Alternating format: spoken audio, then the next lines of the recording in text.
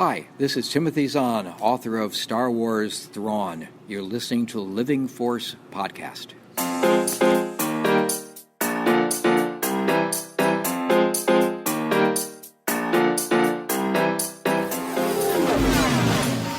Welcome to the Living Force Podcast. The Emperor has been expecting you. A Utini production. Episode 6, Dooku, Jedi Lost Roundtable Discussion, Part 1. On this episode, the Utini team has a mini freakout over the new Vanity Fair article on the rise of Skywalker. I'll never turn to the dark side. New characters are introduced ahead of the release of Alphabet Squadron. You rebel scum. And a discussion on Dooku, Jedi Lost. When 900 years old you reach, look as good you are not. And now, here are your hosts, Eric Eilerson and Dr. Charles Hankel. Oh, it's gonna be such an intimate session. I know. Then there were two. Queen Shadow Part 2. Part 2, I guess. Yeah, forget the outline. Let's just talk about Queen Shadow. Guys, we know why you're all really here. It's to hear about Queen Shadow. Charles' favorite novel. Rick's. Of all time. Rick probably got it all tattooed on his body. Oh man, no, but now that Corey's not here, it's the inmates are running the asylum. Finally. Basically. But I mean, like you were just saying, this is gonna happen. I mean, you as an actor are, on an unpredictable schedule. Corey and I, when we start residency, it's gonna be the same way. So this is gonna happen, but we'll make it work. We will. A couple of us at a time. Exactly. It's all gonna be a complete living nightmare. But on that note, welcome, ladies and gentlemen, to episode 6, Return of the Jedi of the Living Force Podcast. I am one of your hosts, Eric Eilerson, and with me today on this intimate, glorious episode is none other than Dr. Charles Hankel. What's up, dude? Hey, what's going on? I have to stand in for Corey today, so I will occasionally crap on iJedi just out of the blue. Excellent. You are representing all doctors, I think, today, all medical professionals. Oh, no pressure. No pressure at all. Yeah. So, yes, as you may have heard, it's just me and Charles today, everyone. Corey had another commitment, and we just decided, you know what? I just want to talk to you, Charles, about Dooku Jedi Lost. That's really all I want to do the whole day. So, here we are. Yeah, we don't need Corey for that. Absolutely not. Come on. And come on. We know he's not listening to this anyway, so we can get away with anything. No. We can say whatever the heck we want. We can. So this episode, as I just spoiled, I'm jumping ahead of myself so hard, is going to be all about Dooku Jedi Lost. But before we get into that, we'll try to keep some semblance of format. We might fail. We're probably going to fail. But we'll do our best. This week, not necessarily Utini news, but Star Wars news. We got a huge Vanity Fair article, and I know we're an EU podcast, but man, we can't not talk about this, right? No. Oh, of course. This is one of the biggest things that we have to look forward to besides like actual trailers before all of these sequel films. Exactly. So, for those of you that may not know, all the sequel films of Star Wars have gotten their own Vanity Fair spread before their release. And this past week, we got to see the first really official stills outside the teaser of Rise of Skywalker. We got pictures of Rey and Kylo with their sabers, probably on top of the Death Star. We got my favorite picture, which is Finn and Janna on their horses while she's shooting a bow side saddle. We got Lando and Poe and Chewie and the Falcon. Like, man, those came out at 8 a.m. and my whole day was just charged. Oh, I know. It was all just tweeting about it, going. First of all, the article, I mean, you mentioned the pictures, and it's always the same photographer who does those pictures for Vanity Fair, Annie Leibovitz, and she takes some of the coolest pictures, I swear.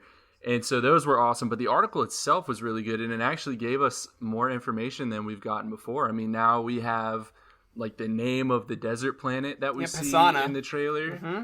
Yeah, Pisana, so, big surprise there. It's not Tatooine, it's not Jakku, so I mean we got lots of little tidbits like that. I think they have officially confirmed that it's Rise of Skywalker is taking place approximately 1 year after The Last Jedi, so lots of little things like that. If you haven't read the article, you definitely should, if not just for the pictures, then for those little bits of info that we got. Yeah, I mean, we got a confirmation, something that you and I especially both love, that the Knights of Ren are officially in this movie. Like, we all kind of knew, but they literally put it in the article so we can stop theorizing if they're coming back. So I just can't wait for them. Well, I'll tell you, I saw something really cool too on Twitter, and I wish I could give credit to who it was, but I don't recall who posted this at the moment. But one of the weapons of the Knights of Ren that we saw in the picture of JJ standing with them is apparently in the background in Dryden Voss's little lair or office or whatever you want to call it. So, I mean,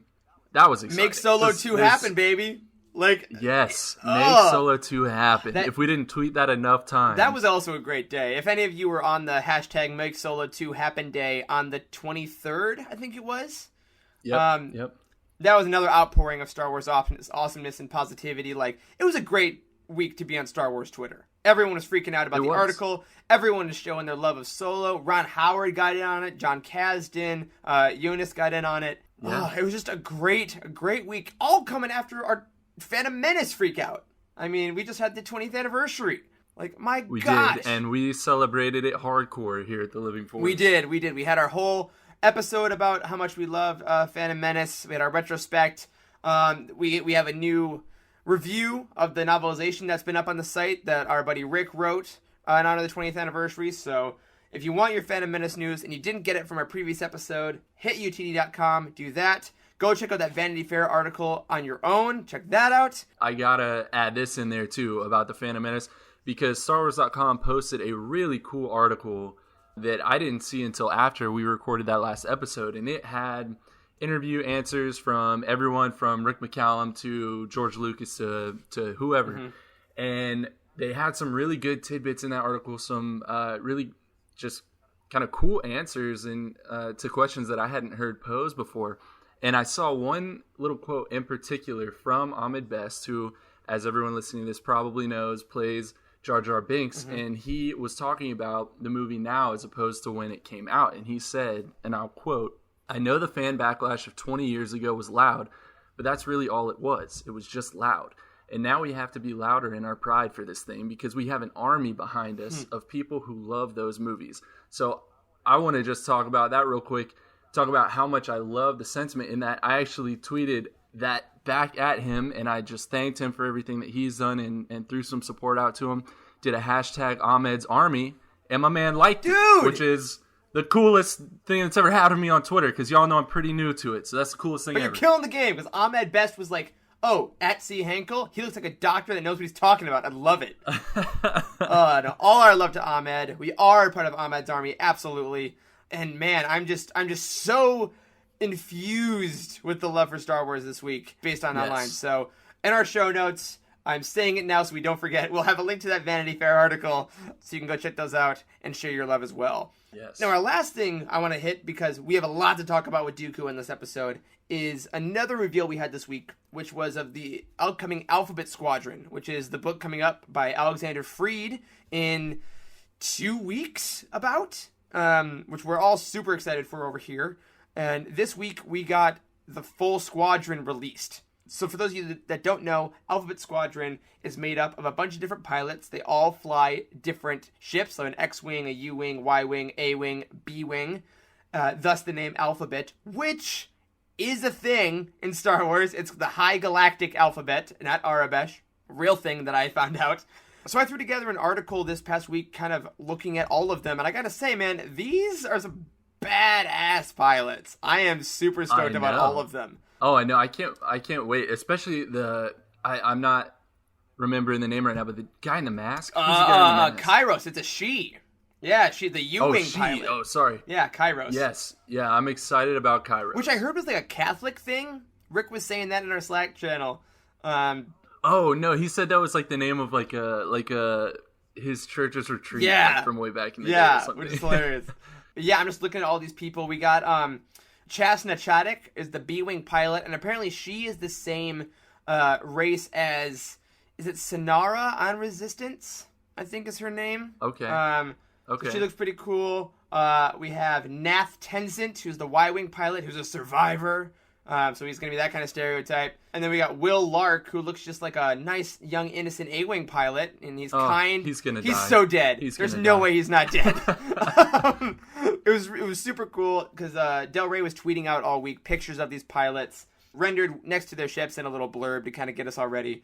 go ahead and join us in our excitement for Alphabet Squadron. Again, if you haven't pre-ordered the book, we'll have a link in the show notes about that. So you can pre-order it through Utini, and we'll get a little kickback. So that would be lovely. You don't know the power of the dark side. Now, I want to talk all about Dooku Jedi Lost, which is the first audio drama by Kevin Scott. Full disclosure, Charles and I are going to be talking about everything related to this book, so massive spoilers ahead. I guess we can kind of get that out of the way now. If you have not listened to Dooku Jedi Lost, go ahead, pick up a copy with our link, also in the show notes. Listen to the whole thing. Spoiler alert already, it's great. We both really loved it, and we'll kind of get into specifics about that. So this is your last chance. I swear.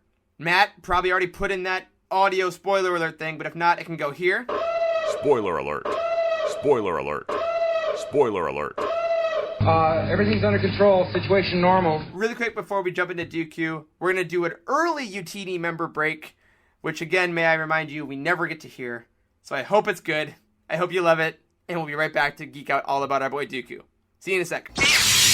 Hello, I'm Matt Davenport, podcast editor for the Living Force podcast here at Utini. I want to share with you one of my favorite memories involving the Star Wars novels. Let's go back to May 1983 and the novelization of Return of the Jedi by James Caan. It had been 3 long years since The Empire Strikes Back, and everybody wanted to know, was Darth Vader really Luke's father? While the novelization of Return of the Jedi had been released about 2 weeks before the movie, I bought the book on the Monday before the Friday release. I read that book on the bus, during school, during class, every minute I could. In fact, I read through the book twice before I went to go see the movie. It was such a great experience and one of my favorite memories involving the Star Wars books. If you're interested in learning more about the expanded universe, head over to utini.com and remember, the Force will be with you always. And we are back. Apropos of nothing, I want to say that was our best clip ever. It had to have been. And if it wasn't, I mean, are we made on a bed of lies? Are we based on nothing but deceit? Do we sit on a throne? Sit on a throne of lies. Thank you. Made on a bed of lies. Like my verb and noun were so off. Oh, that's a new saying now. We can just start using that. Utini, made on a bed of lies. That's our second shirt after the Find Your IG88. Find Your IG88. I'm not gonna lie, I went on a t-shirt maker and I looked into making that t-shirt just for the heck of it. For the 4 of us and then the 3 of you listening that want it. If you don't know what we're talking about, listen to episode 5, our collab with Nerd Herder.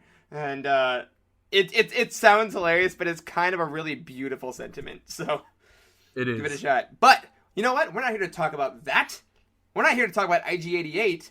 We're here to talk about Dooku Jedi Lost, and as we always do with these roundtable discussions, I'm going to throw it to Charles, because, man, you do so much more prep than I do, so steer this ship. I will do my best. So this is, I don't know, maybe 3 weeks after you and I have both finished this audiobook, At probably. Least, Is that accurate? Okay, maybe even a month. We were lucky enough to get our hands on an early copy, and we listened to that. And we all really enjoyed it. So let's go ahead and jump in. I want to start this with a plot synopsis, even though if you're listening to this, you've probably heard it. But let's just refresh for all of our sakes. Essentially, Dooku Jedi Lost is an audio drama, not an audiobook, but an audio drama that follows Asajj Ventress trying to track down Count Dooku's sister. And to help her do that, Dooku gives her access to basically these old holovids, almost like a video journal of sorts that he had of his entire life from when he was a Padawan at the temple until he left the Jedi Order altogether. Sound right? Are we talking about the same thing? It sounds right. That is the thing I listen to. And it sounds familiar. It does. And already I'm so struck by the idea of the Dooku we know being like, hey, yeah, here are some holovids of my entire past history. This is your first mission for me, so just know me intimately. Here you go. Yeah, like Dooku, he doesn't strike you as the kind who would curl up in his bed after a long day and write in his journal. Not really. You know what I mean? Like, he does have those exquisite pajamas, though. So maybe that is what he does. That are even a skin that you can wear on Battlefront 2. It's funny. Which I love seeing him sprint past in his PJs. It's so great. He's so comfortable and lethal. And me and my partner just watched the Clone Wars episode where he's in those PJs. And now that I know it's Yes. Battlefront skin, it just makes me laugh. It's so great.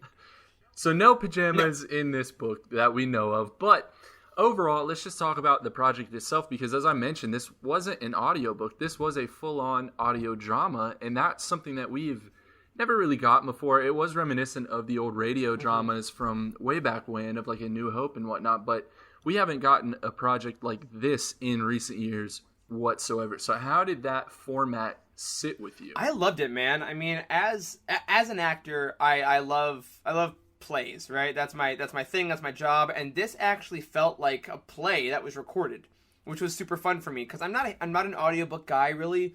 I listened to about half the Lost Stars audiobook when I first got into the EU, and then just got the novel because I liked that a little better. But this was really like a whole performance being put on for us, and I loved it. I thought that the editing was great, the voices were great, and it really helped me kind of remember which character was who, because that's tough in these books, man. I mean, even for those of us that love this universe, sometimes it's hard to remember which Jedi is which and all that jazz. Yeah. Well, and we got a lot of new characters too, and of course we did get familiar characters. We got Asajj Ventress, we got Dooku, obviously. We got Rail Avros back, Dude. and that kind of brings me around. I want to talk about voices real quick. Yeah, this let's isn't do even it. in the outline, but let's talk about the voice actors We're going themselves. off script already. Let's do it. We're going already. Son of a gun. Jettison the escape pods. We're going down. You left me in charge to steer this ship, and we are crashing. Another happy landing. Basically, we have our Discord channel, and we have our Slack channel too, and a couple people have brought up that the voices were maybe a little bit of an issue for them in terms of getting into the book to start, because we do have a different voice for Dooku than we had on the Clone Wars show, and I think that's probably where people have heard the most audio from him. We had Rail Avros, who more or less sounds like Jason Aldean. Dude. He's a very country, deep voice. Yeah. Like, if he doesn't have a country career in his future in that galaxy, then I don't know what he's doing. How did those voices sit with you? And Qui-Gon, he was the other one that I think was a little bit controversial. Yeah, those ones, I actually loved all the ones you're talking about. I think that, Rail Averos coming in to be a Jedi. Like, I was all about Sam Elliott, Rail Averos. I think that it really kind of enriched Master and Apprentice for me as well, in retrospect. Dooku being different was interesting because the Asajj voice actress is spot on. I mean, she's not the actress from the Clone Wars, which is insane because you'll listen to it and you won't believe it. Having Dooku different definitely takes a second, but I didn't mind it because I think it was still a great performance, and the writing and the affectation he used in his voice still gave me Dooku. I didn't believe this was a weaker Dooku. I didn't believe it was different in a specific way like that. I think that Rail Avros, it just kind of made me laugh. I had to take a step back, and I was like, well, what's wrong with having like a country accent? Yeah. Like, there's really nothing wrong with it, because we have like any borderline like stereotypical, like some people have like a French type accent, or whatever it is. So why not have someone that's country? I mean, you have like the wild space in outer regions. Yeah. Like, that's People are from I everywhere. Think of like the backwoods. Yeah. So once I kind of thought about that, I was like, well, that fits. So fine, let's go. Yeah, with it. and then Qui-Gon, I was gonna say that was another one you said was controversial. yeah, I really felt like that was super Liam Neeson to me. I don't know. that's the thing, is it wasn't necessarily Qui-Gon, but it was spot on Liam Neeson, because it did have that Irish flair to it. So if you've watched any like behind the scenes interviews with Liam Neeson, then it sounded exactly like and it. it's So I love it. and I think like the younger, because he's younger in this, obviously he's Padawan still. I think that worked very well for me. Yeah, no, I dug it. I dug it so hard, man. So we like the voices. Yes. We like the voices. The only All thing, right, only thing I'll say is I did have a little bit of trouble in the probably mid to late teen years sections of sometimes Dooku and Sifo-Dyas got a little similar for me. Yes. So I think the characterizations were written well differently, but there was a couple times where I had to rewind as I was on a dog walk or whatever, as I usually was listening to this, where I couldn't quite tell just in that age range who was talking. So that got a little tough. I think that's fair. Yeah. I think that's fair. And that's kind of something that can happen with audiobooks just in general. I mean, you don't get Sifo-Dyas said and all that kind of stuff, but I think overall it was really entertaining. I loved the voices. Maybe it took a little bit to get used to, but once you were kind of comfortable. It was a fun ride. Yeah, exactly. I mean, it's literally just talking on the phone with a couple different people. So, yeah, really dug those. Yeah, like we normally do here. Now, can we get back on the script, please, Charles? My gosh. Yes, back to the script. So about the plot. Now, we normally kind of break this down, plot and characters and all that, but it's a little bit difficult to talk about the plot of this book because it is rather large. I mean, it is rather sprawling. There is the sort of overall mission that Asajj is going on that I mentioned, but since we have all these different time periods in Dooku's life, there's a lot of things that really get thrown in and a lot of subplots, and so we're going to do our best to kind of hop point to point, at least amongst the big ones. Overall, before this story, we didn't really have a ton of information about Dooku's past. He was a relatively mysterious character, I would say. Yeah. But now that we have this entire story that literally talks about him as a Padawan up until he's much older, around the age that we see him in Attack of the Clones, how did seeing Dooku's youth change how you see him as a character overall? Man, it changed it 100% almost, I'd say, because I was never the biggest Dooku fan, right? I thought he was a cool ad. I like Christopher Lee as an actor. But I gotta take or leave Dooku. I think he was definitely the kind of, he was a holdover before Anakin happened, and he was kind of the backup plan just in case Sidious didn't get him. But the second he did, boom, he's out. Clone Wars made him a little cooler. He definitely had a little more of like the dueling and power to him then. But this book, I really think, or this story rather, I think really elevated him in my mind. I really followed his whole journey as a Padawan. I believed everything he did. I thought it had a really natural arc to it.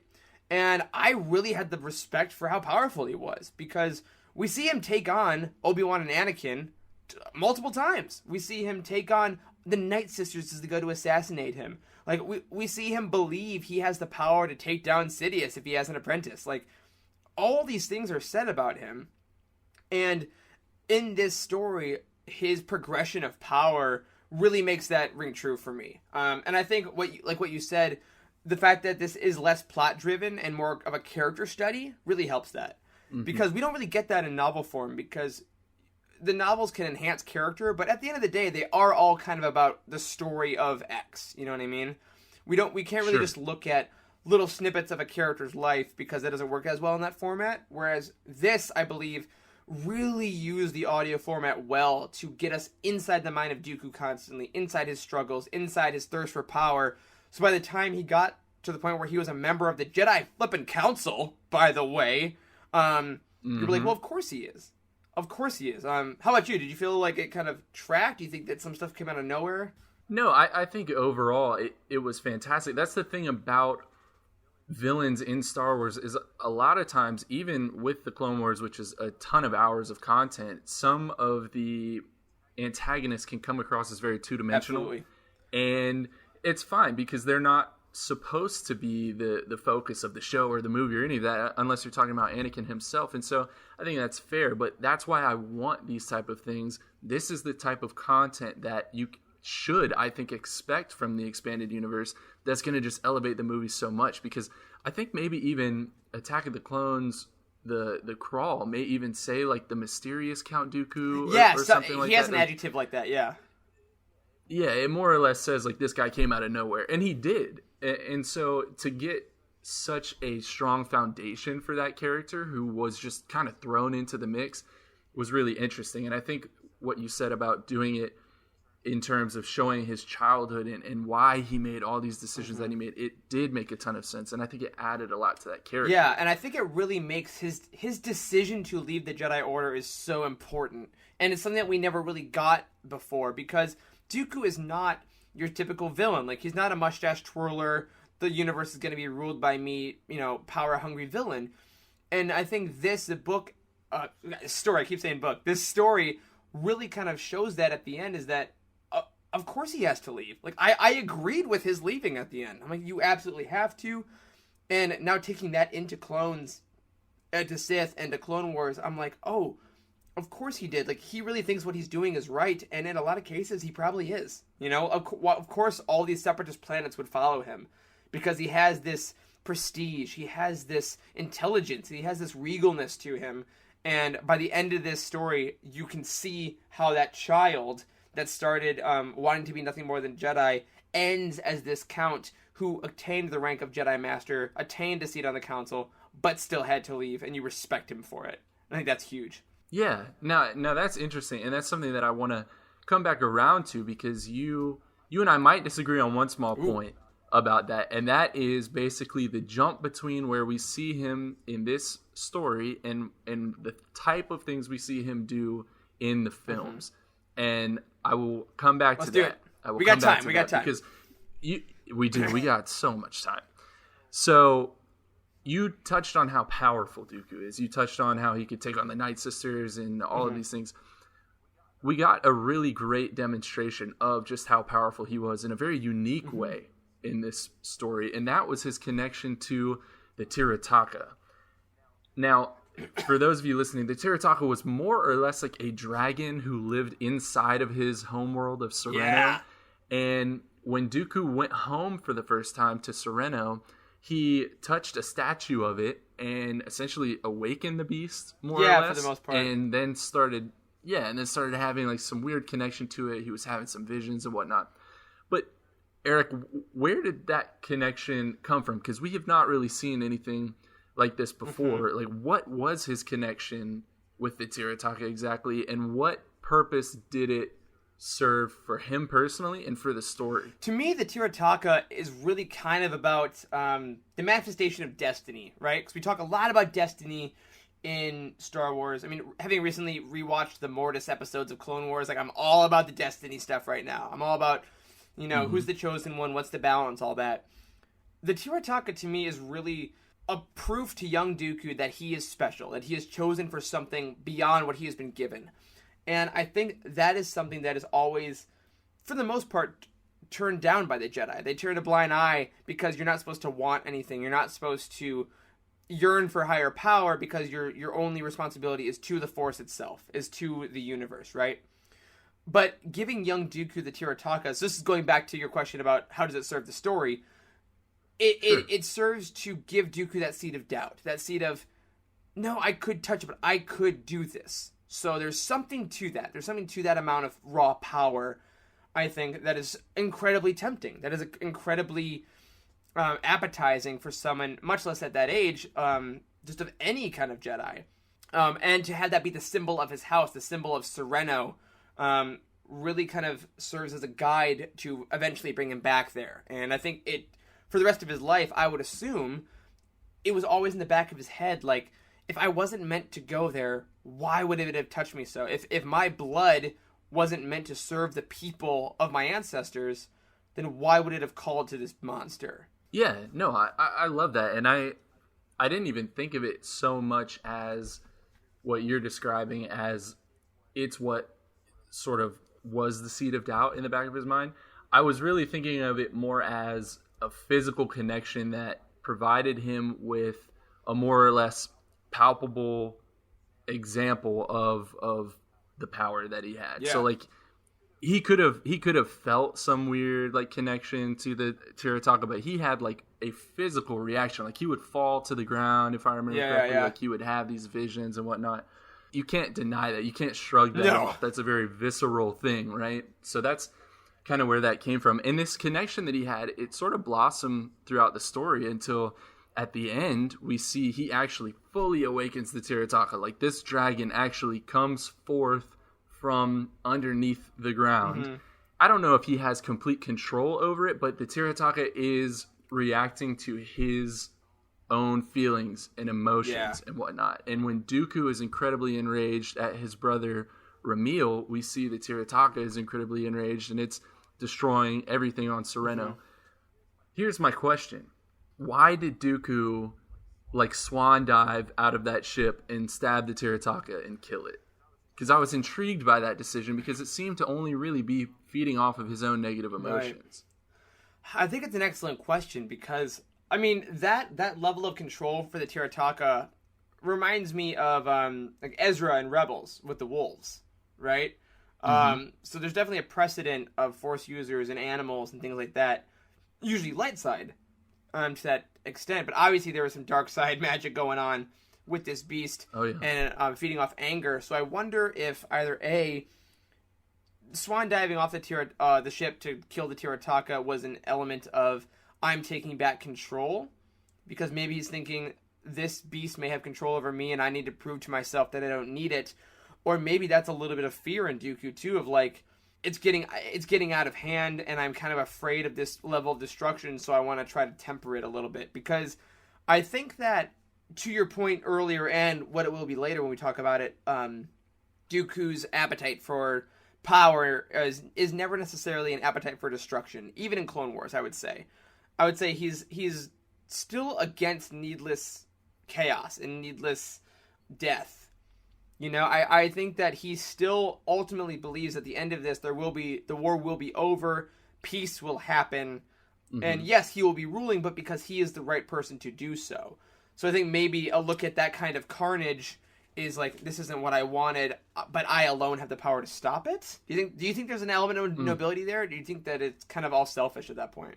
No, I really like where you're going with that, and to springboard off of that, I think that maybe that is what solidified Dooku as the rightful leader of Sereno in the people's mind. Yeah, because we hear them chanting Dooku, Dooku, you know, at the end of the story after he does that, and I can only just imagine myself if I'm out on this battlefield fighting all these droids and someone actually dives out of a ship, stabs this giant dragon in the head, and like essentially saves the entire planet. Yeah, I'll follow that guy. Yeah, you know, I'll start a slow clap. Yeah. So I think it probably helped that as well, because I do wonder why he would have had as robust of support as he did from the people if that didn't play a big part in it, unless they really hated Ramil as the leader. I mean, who wouldn't? Ramil sucks. We'll get to that in characters later on, but Ramil sucks. Spoiler alert. He was bad. And I mean, Matt, get the censor ready for this. Ramil. That's what I'll say. I no longer have control over this vessel. So I don't want to beat around the bush here, because there were a lot of things that I wanted to talk about in our Master and Apprentice reviews that we didn't get to. And I refuse to not get to the Force vision on Asusta. Yeah, Corey. That happened. Yeah, Corey.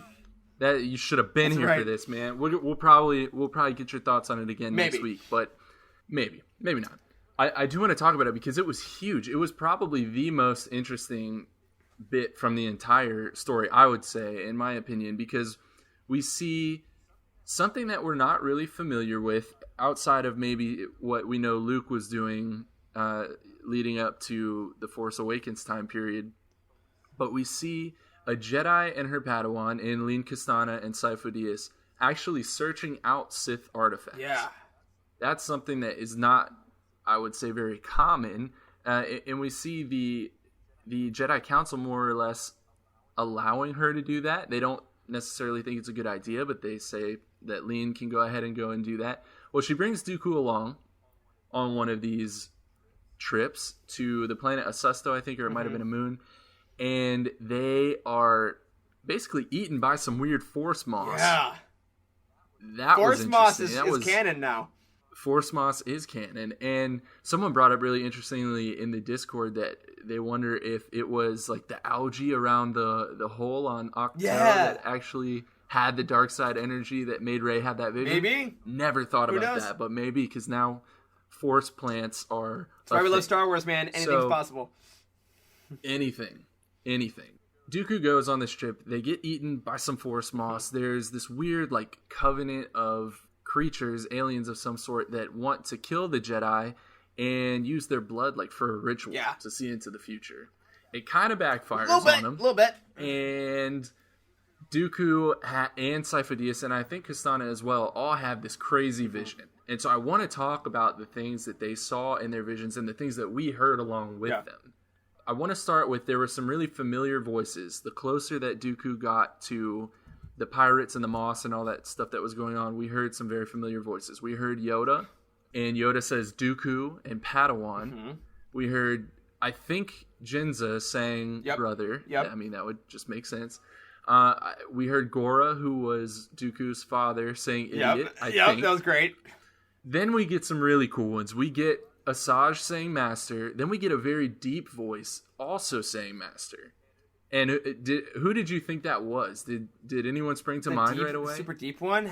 Not particularly. Savage, maybe? I thought about this really long and hard. I don't want to like spring this question, but think? yeah, that's the conclusion I came to as well. That it had to have been Savage because he did have that really deep voice in the Clone Wars, and obviously Dooku did kind of use him as well. Yeah, he was his master for at least an episode or two.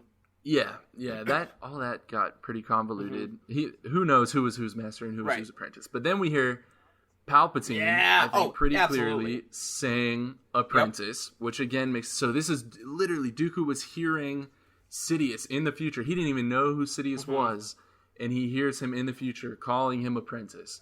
I thought that was amazing. Fantastic, because it's also like it's showing how there's so much predetermined so many predetermined elements about Dooku's life. Because this is a guy who was born into essentially a royal bloodline that should have predetermined his life, and then he got taken from that to have a different predetermined life to be a Jedi, and it's just kind of showing that is anything in his control, and because this vision is saying absolutely not. Basically, and it's interesting that you say that because one of my favorite passages from the book, and I wrote the analysis piece. You know, I pulled together the entire Utini's team's opinions, and I wrote the analysis piece for the website. And the quote that I use is this quote from this scene when Dooku says, "I saw the futures, every prospect, every possibility, and all of them a living nightmare." Yeah. So he always in motion the future is and all of that, and he sees the different possibilities, but all of them it seems lead to one thing. And I think that speaks to Sidious's control of the situation. Like one way or another, this is happening. Yeah. Like what Sidious wants to happen is and happening. I think one of the most fun conversations that any Star Wars fan can have with another, and when we have all the time, is were the Clone Wars avoidable? You know, we love talking about the fall of the Jedi, how the Jedi kind of turned their back on their whole dogma and everything because of what Sidious did. But at the end of the day, was that going to happen no matter what? And this kind of vision says, yeah, absolutely. I mean, too many things were already in motion. The Clone Wars were inevitable. So the horror of that was going to happen no matter who tried to stop it. Yeah, exactly. And we hear some dialogue actually of a sort of, I don't know what to call it, maybe like a different version of what we see happen with Mace going to arrest Palpatine. We hear essentially Yoda say like wrong this is, and then someone says the Jedi must take control. The Senate has been corrupted, and you hear Palpatine saying, "Master Jedi, what is the meaning of this?" We hear someone say, "The rule of the Jedi has begun." It's incredible, and that's when you start hearing all of the sort of war going on, all of the sounds of battle. We hear someone say Commander Crane. Does that name mean anything? Not off the top of my head, no. Not off the top of my head either. I didn't look into it, but I think that, maybe we're going to get something with a Commander Crane maybe. later on. We hear Qui-Gon. Yeah, and I want to give Corey a shout out because he did say way back, I think in episode 1, his prediction for this story was that Dooku would have a vision and he would misinterpret it. I mean, that's it. And I mean, he misinterprets it, but this also gets us the seed of why Sifo-Dyas did what he did. I mean, why his entire life was consumed with essentially accepting that the Clone Wars were coming and preparing the Republic for it. You know, like, yes, did he save a lot of lives by ordering the clones? Probably. But at the end of the day, did he also feed right into Sidious's plan and cause the deaths of countless millions? Yeah. Yes. Absolutely. And that's really interesting, too, because we see that all of those actions were brought on by this vision. And really all of Dooku's issues and choices in the future were brought on more or less by this vision. You could kind of go back and point to this vision as the genesis of all those things. And, I mean, Sidious didn't send Kastana to this planet to go find this Sith artifact. Sidious wasn't orchestrating this. I think this actually does speak towards the Force, the will of the Force, and how it's trying to keep everything in balance. And that's a major idea that we're getting now. Even if that means bad things are going to happen, it's keeping everything in balance. And that's sort of what happened here. Yeah, because, I mean, at the end of the day, the light was getting probably too powerful before the Clone Wars. I mean, there were frankly there were thousands of Jedi and 2 Sith, and the light was kind of overcoming. So then the Clone Wars happen, it swings to the dark, and then by the time we get to the end of the Return of the Jedi, Vader's sacrifice gets rid of the Sith, and Luke becomes quote-unquote the last Jedi. But then in The Last Jedi, we finally get Luke preaching balance to Rey. So ideally, by the end of 9, there should be no Sith, no Jedi. There is only someone that is teaching the balance of the Force, which is Rey, which is why Anakin was the chosen one, because he got to destroy the Sith, passed it on to Luke, who passed it on to Rey, who will make eternal balance. And that is what they talked about on Mortis. So I'm thinking all that ties into this to say that the Force is actually kind of controlling the flow of it all at the end of the day. Yeah, well, I think we're Thank you for coming to my TED Talk. Thank you. Yeah, so I mean, I just thought that was really interesting. But after having this crazy Force vision, we see that Dooku and Sifo-Dyas especially are having a actual physical and emotional reaction to being in touch with that sort of dark side energy that caused them to have that vision.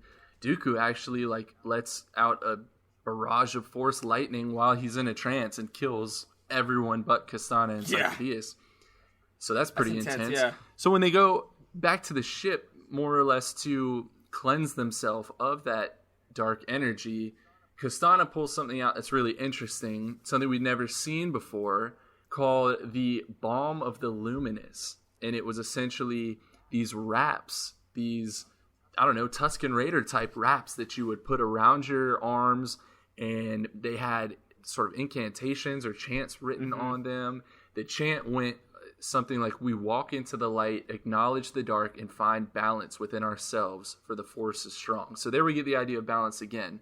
But what did you think of this Balm of the Luminous? I mean, if only there was a giant project coming next year that could tell us about it. I mean, dude, I freaked out when I heard about this, because for our listeners, if you haven't been kind of in touch with everything that's going on in Star Wars literature, at Star Wars Celebration, something called Project Luminous was announced for next year that we know nothing about, but it involves Kevin Scott, writer of this book, as well as Claudia Gray, Daniel Jose Older, Charles Soule. Oh my gosh, I feel so bad I'm forgetting the other. There's someone that writes a lot of the junior novels. I forgot her name. But a bunch of writers, and it's just this mysterious project that they will tell us nothing about, but it's called Project Luminous. And when I heard Balm of the Luminous, I'm like, there's no way that's not connected, because it's all about the Force. That's all that we kind of know about that project. So I immediately thought, okay, this is an Easter egg. This is the first Easter egg we're getting of this Balm of the Luminous. And secondly, I thought about the wraps around Asajj's arms in the Clone Wars that is on her costuming. So I'm wondering, okay, are those connected somehow? Does she have those wraps when she's a Padawan, or only after she meets Dooku? That's really interesting too. Yeah, I hadn't even thought about that. And then Rey even has wraps on her costuming in the sequel trilogy. So I don't know how far it goes, but it definitely pinged my ear and made me think about all of it. Yeah, it wasn't the accidental use of the word luminous. Like that was a very conscious decision, and I think you're right. And it's really interesting too, because we just talked about how the movies seem to be going in the direction of balance. We know there's this upcoming Project Luminous. These had to do with balance, so it could be just where is the story going post Rise of Skywalker, and it's going to continue following that theme. So I did want to touch on that, because you messaged me right away, and I'll be honest with the audience, it did not make the connection when I heard Balm of the Luminous. And maybe that's because I listened to this story sometimes when I was laying in bed getting ready to go to sleep, so maybe I just slept through that one. But you pointed it out. I thought it was a really cool tie-in, so I wanted you to talk about it. Can't wait for next year.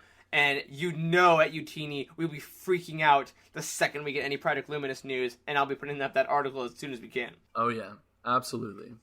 So this vision that they had was not the only dark thing that happened in this story. There were several others. There's actually a really big one. One of the big kind of mysteries towards the end of the story was when a member of the Jedi Council, who was new to this book, her name was Master Braylon, we found out that she actually had a son who was another Jedi named Arath, I think, and she concealed it from everyone. I mean, she brought Arath back to the temple, claimed that she was basically the one who found him as a Force-sensitive child, and said that, didn't admit it to anyone that was her kid, but Dooku did figure it out. Did it surprise you, Eric, to see such disregard for the code and the tenets of the Jedi from someone on the council itself? Yes, it surprised me to an extent, but at the same time, I gotta say, my first thought was, solid idea. It's a great cover, and it is. It kind of made me think, like, with a lot of institutions with a lot of strict dogma, whether it be religious or otherwise, people have ways of getting around it for time immemorial. I mean, everyone with a set of rules has found a way to skirt them, and I think this was an interesting way to, again, show the flaws of the Jedi, to show how they are inherently human, even the ones that are aliens, but to show that they have needs and desires and passion, and how, the quote-unquote right thing may have been to reveal this child to the council and then give it away for training and never see him again. And even though that would have been right among the dogma of the Jedi, the psychological torture that probably would have exuded on them both would have been incalculable. So, was that the right thing to do? I think so morally, but was it the wrong thing to do in terms of the Jedi? Absolutely. So seeing those at odds was fascinating to me in this case. It was, and something that I thought was really interesting is this shows exactly how deep-seated the failings of the Jedi were already before everything that happened with Anakin, but it also does show that Anakin was very far from being alone in his situation. Absolutely. And something that came out of that is when Yoda finds out about Arath being Braylon's son, he says specifically that he would have helped her if he had known. And that just made me think, one, what would he have done? And I think you brought up one possibility there. But two, it made me just want, in an alternate reality, to hear or to see Anakin going to Yoda and admitting everything and seeing where that really would have gone, because I think that's a really interesting direction. Someone out there write some fan fiction and send it to us here at the Living Force. I want to know what happened. Seriously, like, is Yoda the cool uncle of the Force? Like, is he actually, like, if you would have just told me, I would have helped you out? Because there's never anyone that really goes to Yoda that he shuts down. I mean, sometimes he doesn't give you the answers you want, but he doesn't take on many Padawans purposefully because he wants to teach younglings, because he actually wants to deal with the innocence of the young and the questions of them, and he's always open. So on one hand, is he the most strict Jedi to the dogma? Maybe, but is that also just our assumption of him and of the elders based on nothing? Yeah, well, and I think in a lot of ways he's the Grand Master, so he is the wisest one, the one that's most in tune with the Force, and yet we do see him making some very questionable decisions in this book. Sure. So, or in this story, excuse me. And one of those came out of this Master Braylon situation where we saw he decided to send Senovax, that weird, creepy voiced alien, to the Citadel. Yeah. Right? The same Citadel that we saw in the Clone Wars that was portrayed as, I think, a Jedi prison initially. But Yoda says we're sending Senovax there, and Dooku is very surprised by that entire situation and how they're not bringing in any outside authorities, but rather the Jedi are going to handle this entirely themselves, even though it's not a Jedi that they're punishing. Mm-hmm. That's pretty dark. Yeah, man. I mean, you want to have a reason why Dooku would leave? Like, that's a pretty big one. Like, you're seeing the people that have preached to you tolerance and patience and listening and all these things becoming judge, jury, and executioner. That's got to be pretty terrifying. Well, and it probably looked and sounded a lot like a small step in the direction of the Jedi taking over the Senate if they believed it was absolutely corrupt. I think really, and it brings it all back to what we were saying earlier, this book, this story really does do a lot to show us the step-by-step reasoning for why Dooku does what he does. Because ultimately, if you want peace in the universe, and you see the people that say that they're all about peace doing these kinds of things, then maybe they don't know what's good anymore. Maybe I do. Maybe I'm the one who decides what's right. And what's right is what serves me and my ends, because I am the only one who knows how to bring peace anymore. And that is a dangerous road to go down. It's the road of Absolutely. the Sith. I mean, it's Anakin saying, maybe the people should be made to agree. Maybe I should be the one that's making these decisions. Maybe there's someone that should be all powerful. I mean, that is what the road of the Sith ultimately is. So it makes perfect sense that Dooku would end up on that path. Super well handled by Kevin Scott to write it that way. Absolutely. Now, I do want to touch on one last thing that I think Yoda did that was a really questionable decision, and it'll get us talking about the character portion of this entire review. It's going to get us talking about Dooku. But we learned that Dooku was essentially sent away by his father, Count Gora, who didn't want anything to do with a Force-sensitive child. So Gora sends Dooku away to the Jedi, and then we see Dooku come back with the Jedi when he's much older. I don't remember how old he was supposed to be, about 9 or 10, something like that. And he comes back to Sereno, and he's there for something that's not related to meeting his family, but he ultimately does meet his family because he feels this weird connection to his sister Jenza. He follows her to like the Senate house, or the whatever the equivalent was, the Great Assembly, I think maybe it was called. And they get into some trouble because Dooku essentially makes the entire building fall down. It's a tough look for my guy Dooku. He's doing his best. It is. And so Count Gora obviously notices that his daughter is missing, 1, and an entire building has collapsed. He's very 2, observant, Gora. Probably in that order. And so he goes and he discovers Yoda along with Dooku, and he essentially starts telling Yoda, you never should have brought him back here, blah, blah, blah. But it is Yoda who ultimately reveals, he says, I think the line, like, your son's fault, this is not. Why did Yoda say that? Because some of the things Gora was saying, maybe you could have pieced it together if you were like really observant, but he had not given it away yet. And Yoda was just full on like, hey Dooku, this is your dad. Sorry, he's being kind of an a-hole. Yeah. And like, I was just like, wow, why would Yoda make that decision? It's a fascinating decision, right? I mean, it's a fascinating ideal to reveal that. And it stuck with me for a bit because I didn't understand why. I understand the reasoning. And I think at the end of the day, Yoda is not interested in anything, in any kind of straight up lying, in any kind of deceit. I think that he will absolutely shield people from things that need to be. I think he's okay with a need to know basis. But in that moment, lying to this child about their lineage, I don't think would have served anything light in Yoda's mind. I think that would have been only deceit, and it would have been something more harmful to the psyche of this kid. Okay. So I think that Yoda in that moment made the choice of, you know what? I'm not going to give in to the easy choice, which is usually the dark side, which is to ignore this and let us move on, because that totally would have been easy. He gave into the harder thing, which I think had some truth, and so Dooku couldn't then come back to him later and say, "Wait, you lied to me about this." Like when Luke asked him about Vader's my father, and Yoda's like, "Yeah, your father he is." He's like, Ben never.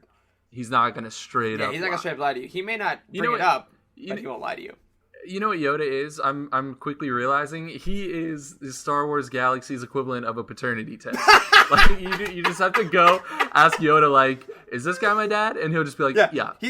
Or no. You got to seek him out though. He won't just exist.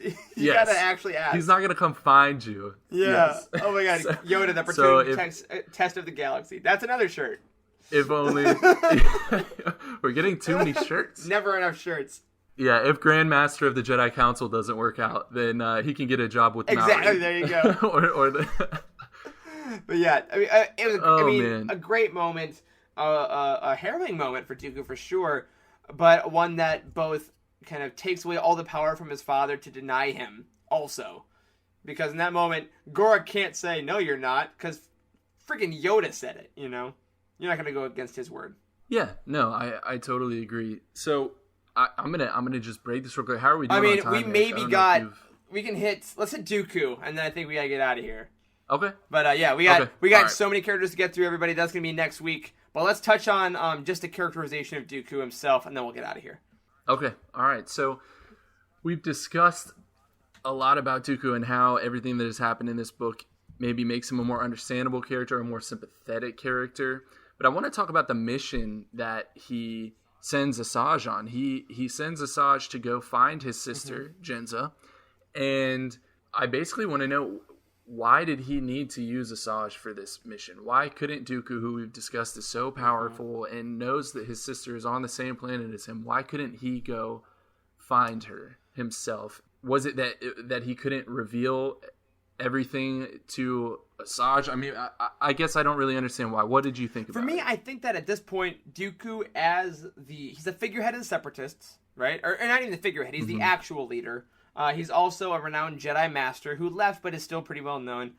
I think it's very hard for him to walk in circles with any kind of subtlety. So I think that that's a huge element to it. I think that the fact that maybe if he wanted to especially kill his sister, right, as he ends up doing, that would have been very public. I think that's tough. And I also think there's an element of, this is like the first mission he ever sends Asajj on, if I remember correctly. I think there's an element of testing her to say, okay, if this is going to be my apprentice to help me take down Sidious, I really need to know I can trust her with this, this level of importance to me. So I think that this gets rid of all accountability for him if it goes wrong, but also if it works out well, he gets undeniable loyalty, because now Asajj knows that if she ever tries to betray Dooku, he trusted her with all this, so she's going to die. There's no question about it. Yeah, and I mean, if he's willing to kill his own sister, then he's willing to kill her as well. Yeah, so was it always Dooku's plan to kill his sister? Like, what was his initial reasoning for needing to find her? Because in the story, we don't hear her verbalize that she wants to go to the Jedi about Dooku until those final moments. So what was it that he wanted exactly? I think it's got to be to kill her from the top. I think... Yeah? You think that was always his plan? I think it was always his plan. I also wonder if he needed Asajj to do the legwork, because if he had done so much legwork himself, maybe he would have lost his nerve. Maybe because it's very hard, because he obviously loved her very much. I mean, all their connection throughout his entire life was very strong. And I think that his decision on, I have to kill her, I have to get it done, it was so hard that maybe he's like, I can only see her in that last moment. Now maybe there is a possibility that if she hadn't said those things at the end, he would have just tried to bring her back with him. Okay. For sentimental reasons, but I feel like in order to further his character in the way that the story seemed to be telegraphing, it had to be his thought from the top. Okay. Yeah, well, and this is one of the things that kind of makes me ask the question is, how do we get from Dooku, making justifiable decisions and wanting to lead his people, to the Dooku that's going to strike down his sister in rage? I mean, like, I don't sympathize with that, I guess. I sympathize with him up until a certain point, and then it seems like he's just full on dark side. And maybe that's just corruption from once he's chosen that path of the dark side. I think there's a ton of reasons why he could possibly get there. I think there's a ton of reasons to sympathize with him, but I also think we're gonna have to get into those next week, buddy, because there we are. Okay. Man, there's so much in this, and there's so much good stuff with Dooku. And next week, in our part 2 of this, just as we did with Master and Apprentice, we're gonna start off with possibly Corey back to really flesh out the characterization of Dooku. And then we'll get to the characterization of a bunch of the other players in the story, from Sifo Dyas to Asajj to Jensen to everyone else. And then we'll get our kind of final views on the story, how it affects the EU as a whole. But who would have thought, man? Who would have thought that we would talk this much about Dooku before this story came out? Never. I hadn't given him a second thought, except for the fact that he's coming into Battlefront, And now we have this story in his PJs. And now everything has come full circle. The circle is now exquisite complete. pajamas. You did it, Kevin Scott. Well done. It's a trap! That will do it for this week's episode of The Living Force. Now, don't forget to just subscribe to the show wherever you get your podcasts, and tune in every week to hear the crew at Utini, or sometimes just me and Charles, talk about the Star Wars Expanded Universe. Please leave us a review to help people find us, and head over to utini.com for reviews, articles, and comprehensive book profiles on every single story in the Star Wars galaxy. And again, on those reviews, whether it's on iTunes, whether it's on Stitcher, that weirdly does help us with the algorithm. All of this stuff helps people find us in the Star Wars podcast universe. So please, would love some of those. Now, we ran out of time today, but if you want your thoughts on the show, please email us at livingforcepod@utini.com, and we'll try to get to those questions on future episodes. Tweet at us at livingforcepod, or join our Utini Discord. Charles, you mentioned it a bunch today. We are super active on there, talking about all things Star Wars. You can go to utini.com/discord for that. You can also find us all on Twitter personally. I am at Eric Eilerson. Charles is at C. Hankel, and even though he's not here, Corey is at Doc Star Wars MD. Now, a special thank you to Matt Davenport and Freddie, our incredible editors, and Wes, our community manager. Charles, thanks for podcasting with me, man. Thanks for hanging out today. It was a blast. Thanks to all of our audience members for listening. And of course, may the Force be with you.